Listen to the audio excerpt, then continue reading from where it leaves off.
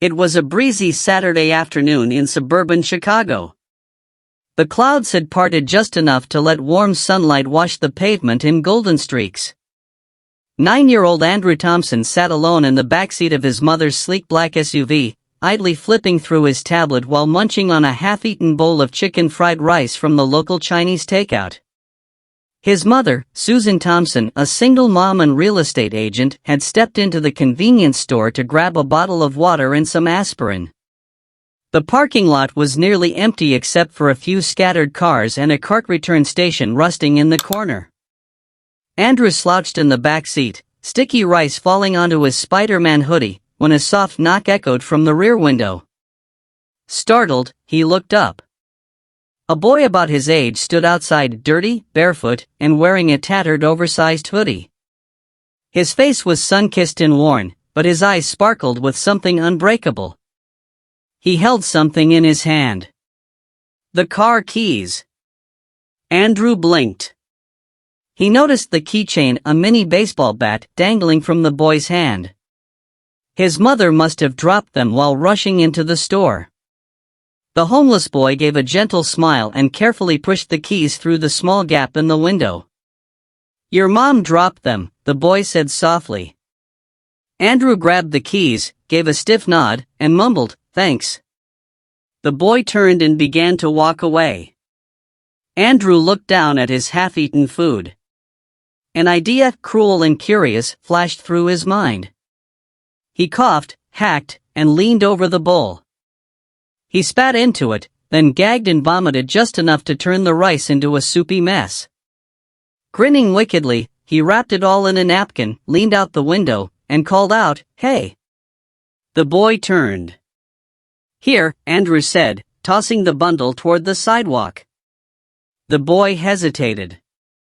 "Is it food?" Andrew just shrugged. The boy picked it up with two hands, smiled with genuine gratitude, and walked off toward a shaded curb. Andrew couldn't stop laughing. He thought it was the funniest thing he'd ever done. The absurdity of it. The stupidity of the boy. "He's probably eating it," he thought with a snort. Just then, Susan returned to the car. "Where are my keys?" she asked, reaching into her purse, her voice tinged with frustration. "Here," Andrew said proudly, handing them over. "A beggar boy gave it to me." Susan paused. "A what?" Andrew chuckled. "Yeah, Mom, he gave it to me. But you wanna know something hilarious? I gave him my old rice. I threw up into it. And he didn't even know.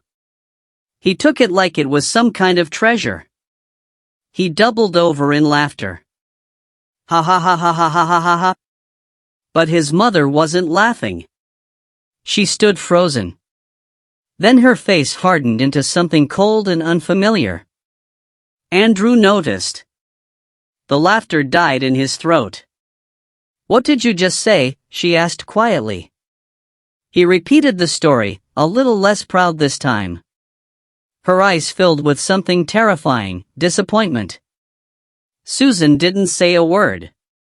She opened the passenger door, pulled out a fresh lunchbox she had picked up for Andrew, chicken nuggets, apple slices, and a small brownie, all his favorites, and handed it to him. "You're going to find him," she said. "And you're going to give this to him. And you're going to say sorry." "What?" Andrew blinked. "Why?"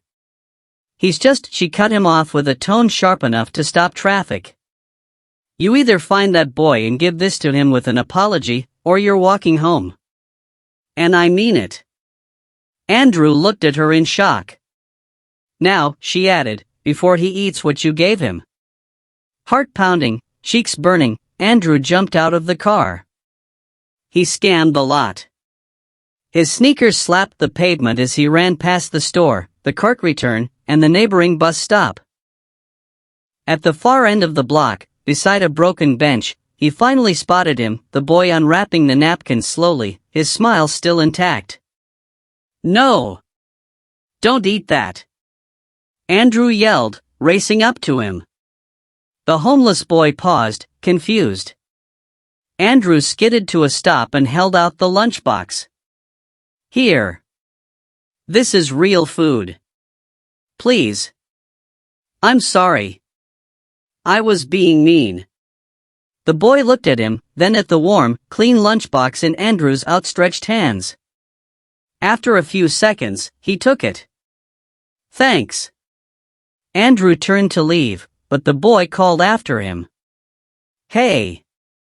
Andrew stopped. Why'd you do that before? The boy asked, not angry, just puzzled. Andrew swallowed hard.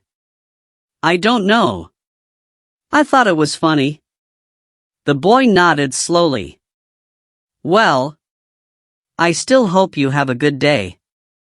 Andrew blinked. He didn't understand how someone could be so kind.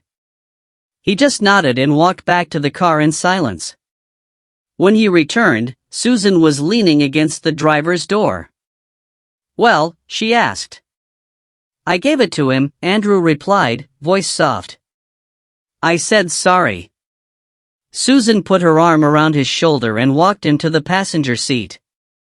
As they pulled out of the lot, she said, Andrew, people like him are humans just like us.